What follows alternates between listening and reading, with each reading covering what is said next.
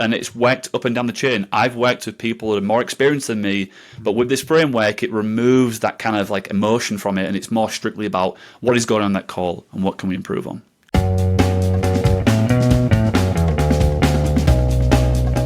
Welcome to the Full Funnel Freedom Podcast. If you are listening to this, you are likely leading a team responsible for generating revenue. Purpose of Full Funnel Freedom is to support people like yourself and keep your funnels consistently, reliably full. Welcome to the Full Funnel Freedom Podcast. I'm your host, Hamish Knox. Today, I am delighted to have Daniel Mullins, head of sales at Boodle AI, as my guest today to talk about coaching. Daniel is a seasoned sales professional with over a decade of experience driving revenue growth and developing high-performing teams.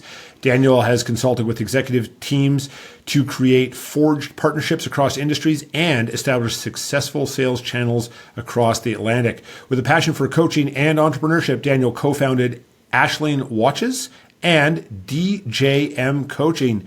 Daniel, welcome to Full Funnel Freedom. Thank you for having me. Yeah, it's a pleasure, Hamish. And we just discovered off air that both of us are Manchester United fans. Hopefully that doesn't cause most of the audience to turn off, but we'll leave the sports aside for today. Daniel, I've given the audience the 30,000-foot view of who you are and your career. Tell us your story. Take us back to the beginning and get us up to the present day. Yeah, so as you can tell, I've not got a Canadian or an American accent. I'm from England. I started, I came out to the United States studying soccer and business finance in 2009. And then quickly went back to England and started my first role in sales with a company called Xero, a bullish competitor to the old dog, which is QuickBooks and Intuit. And that's really where I started to really find my mojo. You know, leaving sports, out of university, left a hole for sure. Right, as an athlete before a student, unfortunately, I didn't figure that one out. But I figured it out when I was into the workforce and started with Xero. Came to the United States back in. Actually, straight out of college, started with a mortgage company, and this is old school dialing, Hamish. So I would go in the morning. The printer would spit out my 50 sheets of paper, which my leads. I would call through them, hand calling them, no automated dialing at this moment in time. Yeah. Sound a lot older than I am. I'm not. But and then after the 50 leads, I would flip those pages over and I would go again, and I would go again, and I would go again, all through those. So it was old school dialing, and that's really got the juices going. So ever since then, been in the SaaS world, selling data, creating partnerships, and helping a business create a franchise model, and then I landed myself, fortunately, in the hands of Boodle, where we've been supporting nonprofits for a couple of years, and now we are wrangling the monster, which is AI for businesses. So that's kind of the 90-second shoot, and now I've got a wonderful family and living here in Denver, Colorado. Beautiful. Well, thank you for the deeper dive into your story, and big fan of Xero as well. Been using that for a while, so that resonates as well. So, Daniel, you are passionate about coaching. You are a passionate coach. You and I have chatted about that off air. You've started a coaching company. So, where does this passion for coaching come from? You know, because that's not something that every seller gets into, right? They just want to do their own thing. Like you said, you've developed a passion for coaching. Where's that come from? Yeah, I think it's twofold, Hamish. I think one is I've had great mentors throughout my sales careers, really have, and they've took the time out of their personal time and professional time to really help me and guide me as an individual. And I think what really stuck to me is they didn't just take an interest in how I was professionally, but it was personally as well. And I think that really stuck with me. And then the blend of that with sports is I've been coaching the youngers, the children, and some kind of like just before college athletes in soccer. So giving back a little bit. I love the mentality of like passing the ladder down. And you know what? Like the byproduct of it, Hamish, is practicing the fundamentals consistently, no matter how skilled I thought I was, but doing the small touches in soccer and doing the reps for sales, right? Of getting on the phones and picking that up. So yeah, I think that's what really developed it within me, and I like to give back. I love that idea. It's this idea of success through your own efforts or success through others. Yeah. And that's really the demarcator between a successful rep and a successful sales leader. And you've got that, but you've had the success as a rep, and you've got that mentality of like, how can I broaden this? How can I support it? I started the minor soccer association in my community when I was 16 as one of the coaches. So love that resonation, and seeing the youngers, kicking their first ball, and then they finally get it, and then as they move all the way up is really gratifying. So love that you've got that experience in your background as well. Curious, a lot of good coaching is not from the hip. It's not, it's not like my tummy thinks that you're not doing very well, and here's what my tummy thinks that I should tell you. It follows a process. So what sort of processes or formats have you used or developed yourself to make that coaching you do much more effective in the sales world?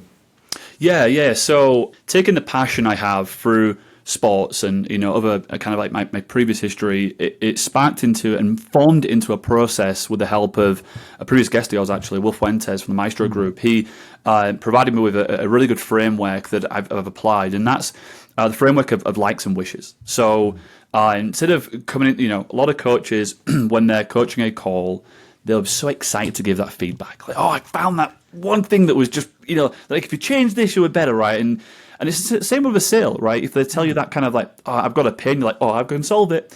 So just, take right, breathe and dig more. So I think the approach of likes and wishes allows you to come from a collaborated standpoint. So you can understand what I wish you could do different and what you liked about the call. So it takes the edge off things as well, right? It's not where you should do this, or that was bad. It's, I think this could be done better, and I really wish that you could have done this possibly. So I think that takes the edge off it. I prefer it, Hamish, when you do a pre-preparation for let's say you're in a coaching meeting, right? And you've got your 20 minutes before, 50 minutes before. You can listen to the call that's in question, and then you can listen to it again in the moment. And I like to pause it as I'm going through it, and then ask the question of, okay, what sort of question can we ask at this point, or what do we think about this element here? So live coaching is my preferred way of doing it, as well as doing some pre-preparation before to know you got your questions right. And then providing the feedback at the end. And I like it where the sales rep will go first, because what you don't want to happen is that you give this wonderful feedback and they go, that's what I was going to say, right? So, Totally. I prefer that method as well, and I think it creates a real good conversation, and the confidence of which you've created bullet points, actionable items when you come out that meeting, so they can then go and deploy it. But that's been my framework. It's been successful, and it's worked up and down the chain. I've worked with people that are more experienced than me, but with this framework, it removes that kind of like emotion from it, and it's more strictly about what is going on in that call and what can we improve on. Brilliant. Thank you for giving us the download of that system, and I definitely want to unpack it. I also want to highlight something that you talked about earlier about like when the seller goes out to the buyer and the buyer's like, I have a problem. The seller goes, I can solve that. Yeah. The buyer's like, yeah, you and everybody else, so cut your price. So leaders who are listening, take that coaching from Daniel and give that to your teams. Is don't jump on the first pain grenade because you're likely going to get blown up. So Daniel, I want to start unpacking this a bit with this idea of preparation, because I know as a leader, and I know when I was a seller, my leaders thought preparation happened to other people. So tell me about the importance and what you've discovered, because I got to believe that you didn't used to prepare, then you learned a model, and now you do prepare. So compare and contrast Daniel the coach before and Daniel the coach after with preparation.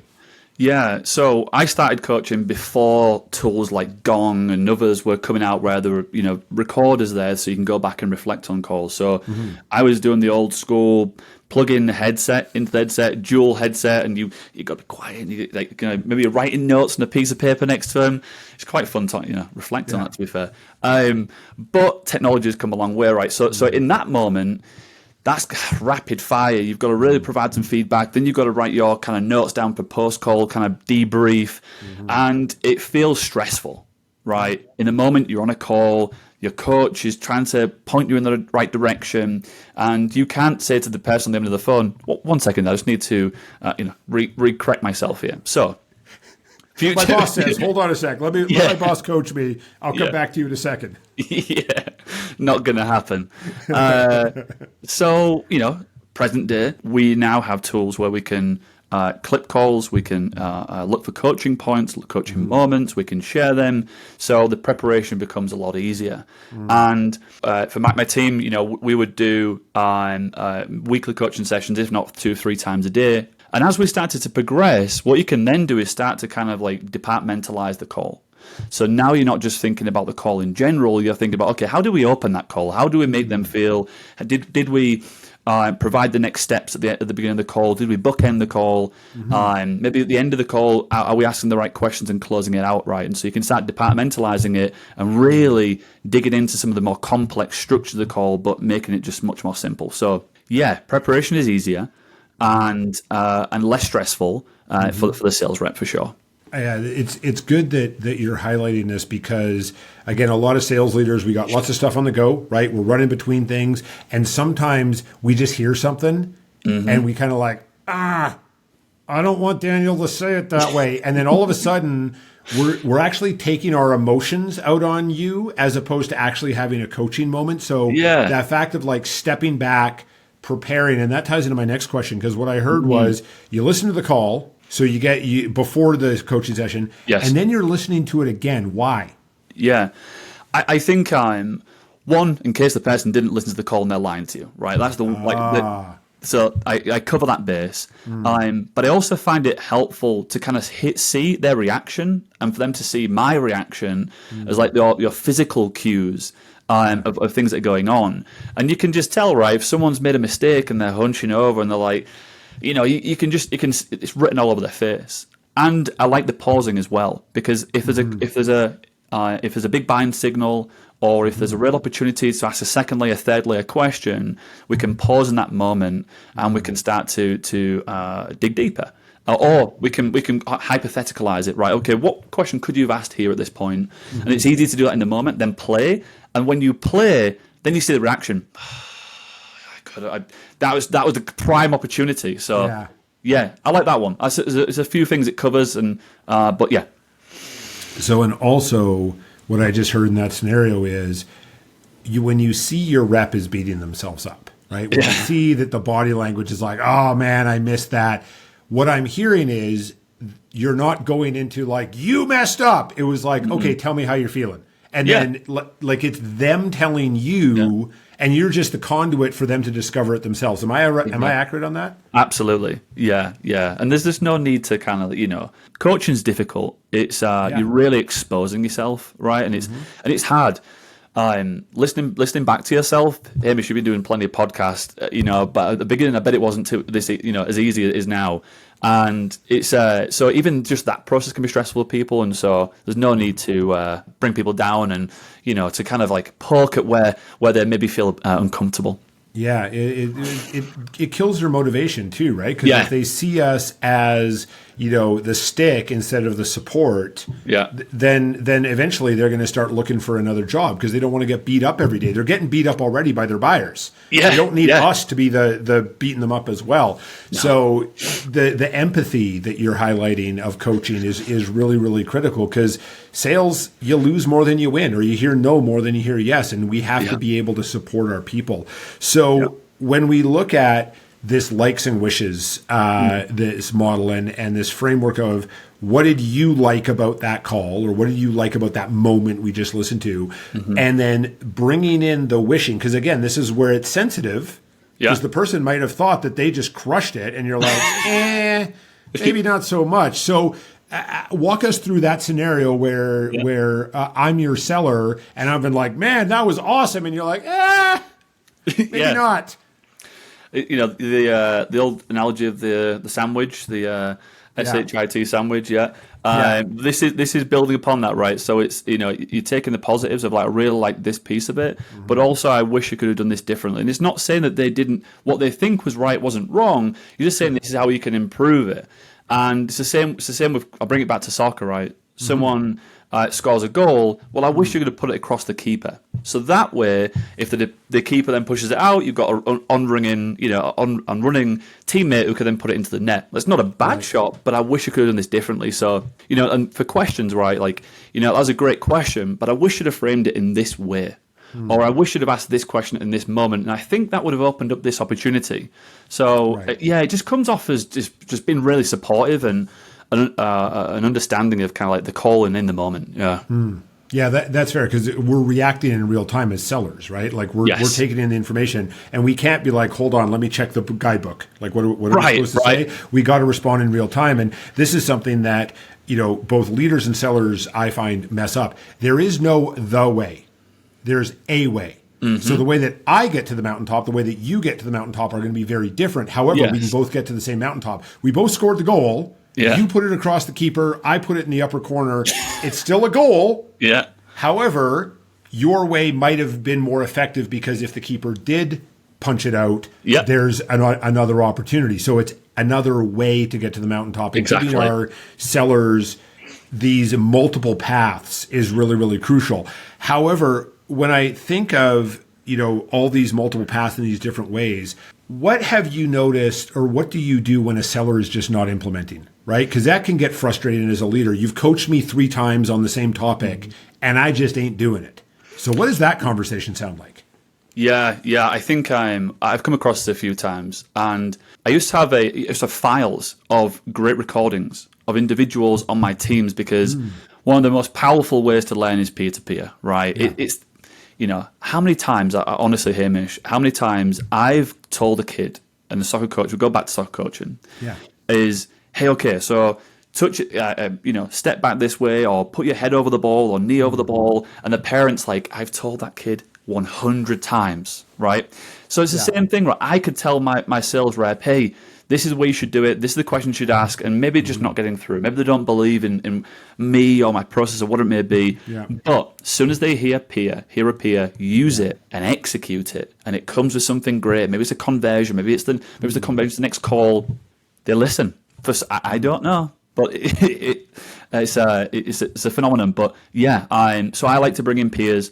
I like to show examples, and also like to lead by example. And that's maybe calls of my own, or jumping on the phone and trying that question out, or trying that piece out. So seeing is believing.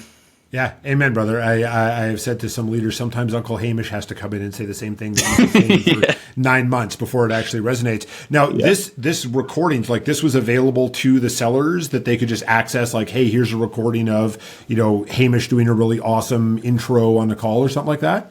Yeah, I used to save them in files in various different ways from other companies. But I used to save them, used to tag them, style them, whatever it may be, in different tools, and just provide them to them. Obviously, asking that individual for their consent, and it was a really good way of doing it out of the calling script, out of peak calling times as well. So you don't have to go and sit with John and wait for him to get that perfect golf shot off the tee. Right, you can just show him the recording of, hey, here's the perfect technique. He hits it straight down the fairway. Well, and I got to believe that that also reduced your time to self-sufficiency when you brought new reps in, because you're like, hey, Hamish, welcome aboard. Here's a repository. Go listen. Is that absolutely your experience? Yeah, absolutely. And categorizing them by types of call, right, from discovery to first to second close, possibly, or even onboarding. Cold calling. There's so many steps to that, right? So being prepared in the structure of how you're kind of like, storing those clips can be really important and save you a lot of time when you're onboarding teams, especially fresh reps, right? There's a lot of people who come out of college and are fired up for that sales job, but if they're taught, if they're misdirected, or they'll lose that energy and lose that kind of sizzle, then it can quickly burn out, and they'll start looking for other jobs. Very true. Well, it's that hire and forget model, right? Daniel, welcome aboard. Go sell stuff. Here's the phone. The printers spit out your 50 pages. Just go do that. It's like, I don't know. Hi, I'm Daniel. Like, what do you want me to say, right? And then, that motivation, that desire, that fire inside just burns out, and that's a failure as a leader, right? That's on us, not on them. Absolutely. So, Daniel, when we're also thinking about coaching, what else in terms of, so we've done the prep, we've done the in the moment, the wishes and the likes. Rep's gone out and done it. Mm-hmm. Okay, great. What happens next? Is it an event, or is this something that we're circling back on with each member of our team?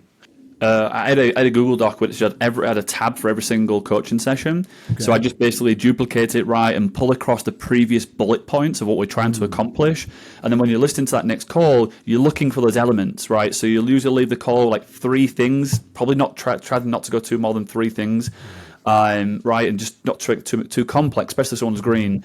And then I would reflect back on them on the conversation. Okay, did we hit this one? Did we hit this one? No. Okay, we're still working on that one. Let's leave that there for the next time. Let's focus on that. But certainly 3 things to leave with is a real key thing. And also reflect on them. Don't, just like an employee, you don't bring them in and forget them. You also don't provide feedback and forget it. You want to keep going back to that. Yeah, I think that's been a key element and it's consistency. Consistency of trying to adapt and trying to experiment. Like just as a business experiment to marketing campaigns, a salesperson must experiment with their messaging, with how they approach things. So constantly evolving. A rolling stone gathers no moss, is the saying, right? And certainly the emphasis I try to put on when I'm coaching. Yeah, that's really critical from my experience. Is that if it's just it's coach and forget. Then the rep doesn't feel supported. We end up getting frustrated because it's like, why aren't you doing that thing? It's like, well, because you said it to me once. Right. Right. And then I went back on the phones and I had people saying no to me all of a sudden and I totally forgot. So, hey boss, help me out. Right. So it's got to be that ongoing circle. And I love that idea of having the document where you just keep moving it forward. Hey, what are we listening to? Because then that also removes that my tummy element of it, right? Where the rep's like, oh yeah, we did talk about that. Oh yeah, I didn't do that. Okay, here's what I'm going to do next. Is that fairly accurate? Absolutely. Yeah, and I feel like there's nothing worse than have a conversation and it feels like they're not listening to you. And that's what it feels like with coaching when you're not coming back on your points or your feedback. It's like, okay, did you really care about those feedback points? Or are you just saying that in the moment to get the job done? Are you ticking boxes or not? Right. On both sides, right? Is the coach ticking a box and is the seller just kind of yada-yadaing it away so their boss leaves them alone and they can go back to continuing to fail? Exactly. So, Daniel, dude, I love all of our conversations. I've loved them since we first got connected, and we could nerd out about this stuff all day. However, both of you and I have a lot on the go. So I got a few last questions for you to wrap up our conversation today. Question number 1, and you've already shared a bit of your story, from when you graduated uni all the way up to where you are now. I also got to believe you got a lot of scar tissue and some bumps and bruises along the way. So if you could go back and coach younger Daniel, go back as far as you like, and say, hey, younger Daniel, here's where you're going to be in the future. You're also going to have a lot of scar tissue, bumps and bruises. What would you coach younger Daniel to say or do differently to arrive at the same place with a little less scar tissue, maybe some fewer bumps and bruises? Yeah, I'd say this is twofold, Hamish. Number 1 is find a mentor early. And a mentor doesn't have to be a mentor of a label, right? It can just be somebody that you ask that, hey, do you mind if I just run a few things by you every so often? I really admire what you've done in sales. I respect it, whatever it may be. Stroke their ego a little bit if you want to, but they don't have to be a sales coach themselves. It could just be someone that you appreciate their style.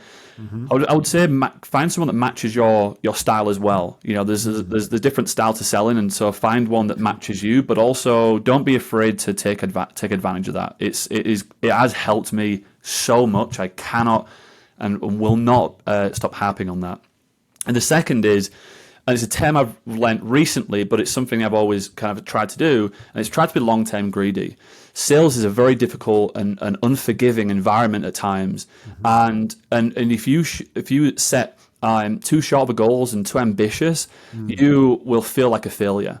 So having long-term goals, because the reality of it is that a lot of the work that you do prospecting doesn't pay off that day usually, right? You maybe get a dopamine drop of, I'll meet with you, but that's just one step. That's a very tiny step in the long process of sales.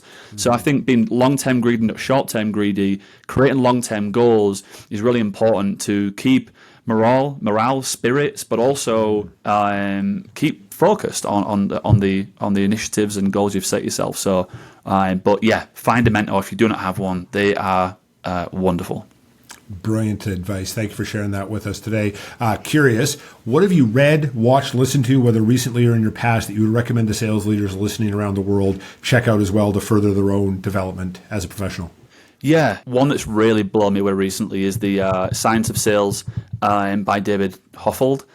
Amazing, really, really good book. Never Split the Difference by Chris Voss. I think everyone's read that one, right? Another one that's worth a shout, and this really helped me form a team because I got them all to read it, was Gap Selling by Keenan. Oh, yeah. I love that book, love the mentality, love the kind of future state, present state, that sort of stuff, and wonderful books. I'd be remiss if I didn't mention that. Very cool. Thank you for sharing those with us, and we'll certainly put links in the show notes for those. Yeah. And so the last question I got for you, Daniel, you've already shared some incredible ideas and insights around coaching and building up the repository of recordings for to support our current and new team members. What else do you have as a final thought, a closing bit of wisdom, or something to plug? The floor is yours. Well, I would be remiss if I didn't plug Boodlebox. We been working with this company for a couple of years now, and we've really built a great platform to help individuals collaborate better with generative AI. As a salesperson, I appreciate more time in my day. That's what my boss asked me, what can I do for you today? Please give me more time. So cutting out admin tasks, being more efficient, being more effective with how you are messaging individuals and really leveraging generative AI for the better. Boodlebox is a great place to bring all the models in one place so you can collaborate but also perform better as a sales individual. So yeah, check us out, boodlebox.ai. Love it. That's a great way to go out. Daniel, thanks for being a guest on Full Funnel Freedom today. Thank you, Hamish. It's been absolutely brilliant. Thanks for listening to today's episode of the Full Funnel Freedom podcast. You can continue to support us by leaving us a review and a rating, sharing this episode with a couple of sales leaders in your network who you care about. I'd love to connect with you. I'm easy to find, Hamish Knox on LinkedIn. Also, if you'd like a free 15-minute call with me, go to www.hamish.sandler.com/how-to-sandler. Until we connect on the next episode, go create full funnel freedom.